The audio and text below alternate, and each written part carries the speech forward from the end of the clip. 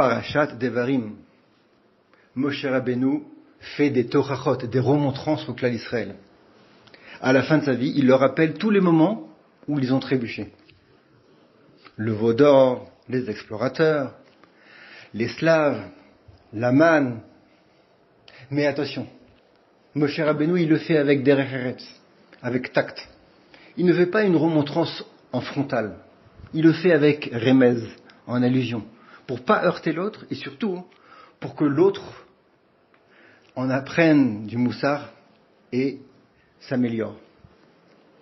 Et évidemment, comme c'est connu, quand il y a quelque chose dans la paracha, c'est pas stam de l'histoire, c'est pour que nous-mêmes, dans chaque génération, on apprenne pour nous aussi. Et donc le premier message, c'est, quand on fait une critique, il faut que ce soit une critique qui vise à améliorer l'autre.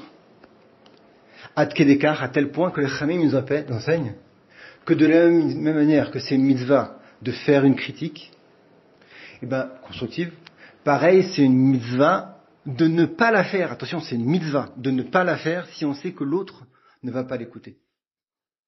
Ça, c'est le premier message. Le deuxième message qu'on apprend à travers ce paracha, évidemment, c'est en rapport avec la période dans laquelle on se trouve, les 3 semaines. Moshe Rabbeinu fait des torachot afin qu'on s'améliore. Et pareil aussi, dans ces 3 semaines, nous aussi, on doit se faire des propres torachot, d'introspection, pour faire tout pour que nos fautes soient arrangées, nos fautes en l'occurrence qui ont engendré la destruction du Beth Amikdash, et c'est connu, le deuxième temple a été détruit à cause de la sinat chinam, la haine gratuite. Et à travers Moshe Rabbeinu, on apprend entre autres que quand quelqu'un il fait une toracha à l'autre, si l'autre il est assez intelligent, et c'est très difficile, il se tait. Il reçoit la toracha, la remontrance, et il dit t'as raison, je vais essayer de m'améliorer.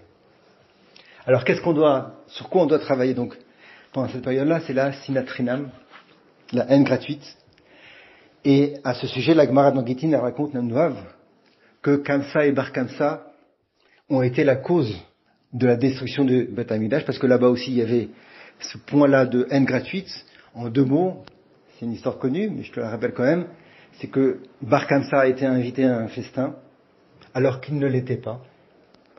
L'hôte du festin l'a complètement rejeté, il lui a fait honte en public, ce qui a créé une vengeance, un instinct, une envie de vengeance chez Bar Kamsa, qui est parti tout raconter aux Romains et qui sont partis détruire Jérusalem et le temple.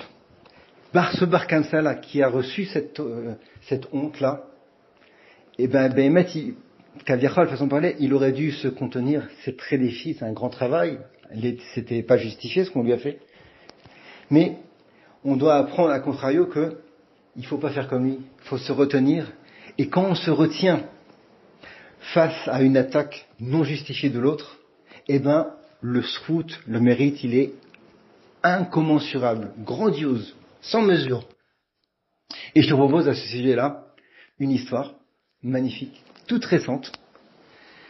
C'est une dame, une fois elle est partie dans un magasin à Yerushalayim, elle achète quelque chose, elle paye, et juste après elle s'aperçoit que l'article ne convient pas. Elle va voir la patronne, demande de se faire rembourser, et la patronne refuse. Une discussion s'engage, et la patronne s'énerve, et elle lui dit, regarde, il y a des vidéos de surveillance, tu es une voleuse. Elle lui fait honte en public, alors que c'est pas du tout justifié.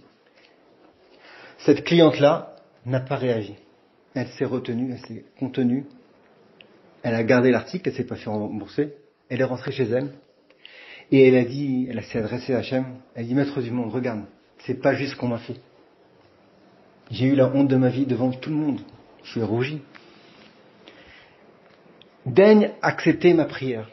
J'ai ma nièce, la fille de ma sœur, qui n'a pas eu d'enfant pendant 18 ans, fait qu'elle ait, oui, un enfant.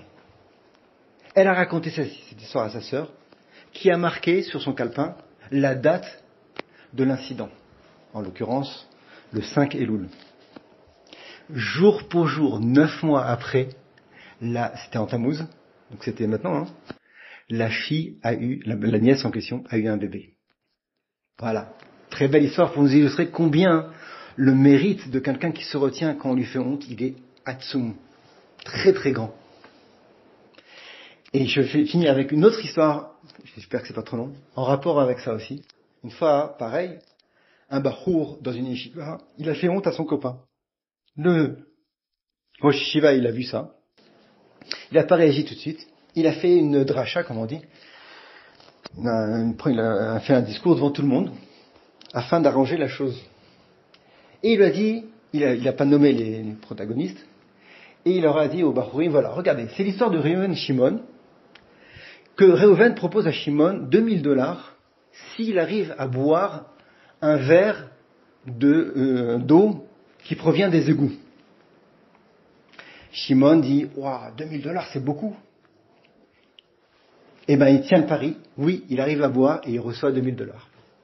Mais qu'est-ce qui se passe après? C'est que ce même Shimon qui avait bu, il propose la même chose à Reuven. Il dit, si tu arrives à boire, je te donne $2000. Et Reuven, il le fait.